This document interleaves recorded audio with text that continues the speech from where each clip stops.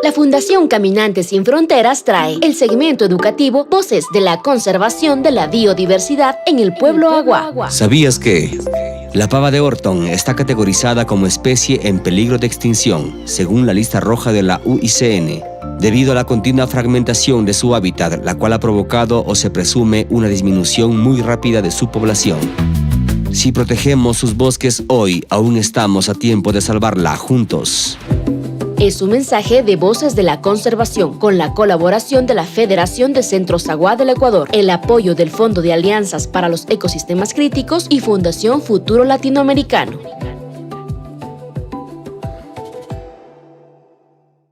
Fundación Caminantes Sin Frontera Karamdi Urusa Kamdamisna Pikpara Kuiragin Soishpa Puebla Wagin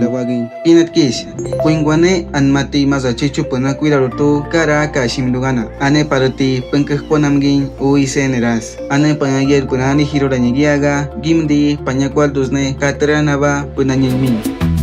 Magis Kuiragitne Panyangaldus Mama Chagurdin China Makpas Parihu